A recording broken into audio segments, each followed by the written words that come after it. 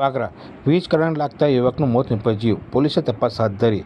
વાગરા દહેજ માર્ગ ઉપર જીબી નજીક આવેલ ક્લાસિક સેફ્ટી સોલ્યુશન નામક યુનિટની ગંભીર બેદરકારીના પગલે યુવકનું મોત નીપજ્યું હતું.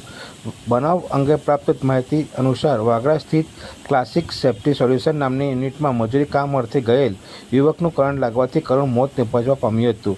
વાગરાની જીબી ચોકડીથી આશરે 200 મીટર દૂર પખાજણ જવાના માર્ગ ઉપર ક્લાસિક સેફ્ટી સોલ્યુશન નામનો યુનિટ આવેલો છે, જ્યાં આજ રોજ બપોરના અરસામાં કંપનીનું મટીરિયલ ભરીને એક આઈસર ટેમ્પો આવ્યો હતો, જેને ખાલી કરવા માટે વાગરાની નયનગરી ખાતે રહી મજૂરી કામ કરી પેટીયું રડી ખાતા મુકેશ ઉર્ફે મીઠાભાઈ રાઠોડ જેઓ મજૂરી કામ કરવા માટે ત્યાં ગયા હતા.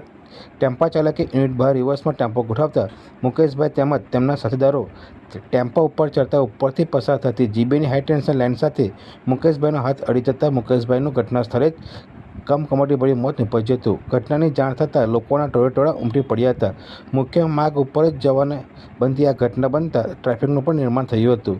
બનાવ અંગે વાગરા પોલીસને જાણ કરવામાં આવતા પોલીસ તાબડતોબ બનાવવાળી જગ્યાએ આવી પહોંચી મૃતદેહને ટેમ્પામાંથી નીચે ઉતારી 108 મારફતે વાગરા આરોગ્ય કેન્દ્ર ખાતે ખસેડ્યો હતો. ઉલ્લેખનીય છે કે વાગરા દહેજ રોડની બિલકુલ બાજુમાં આ યુનિટ આવેલો છે અને આ યુનિટમાં પતરાના શેડ મારેલો છે, જેની બિલકુલ પાસેથી જીબીની હાઈ ટેન્શન લાઇન પણ પસાર થાય છે. તો આમાં બેદરકારી કોની, જીબીની કે પછી યુનિટ સંચાલકની? કારણ કે બેદરકારીના કારણે જ આજે 5-25 રૂપિયાની આશા રાખી મજૂરી કરવા આવેલ નિર્દોષ યુવકને જીવ ગુમાવવાનો વાળો આવ્યો હતો. હાલ મૃતકને વાગરા આરોગ્ય કેન્દ્ર ખાતે ખસેડી પીએમ કરવાની તજવીજ હાથ ધરવામાં આવી છે. બનાવ સંદર્ભે વાગરા પોલીસે અકસ્માતનો ગુનો નોંધી વધુ તપાસ હાથ ધરી છે.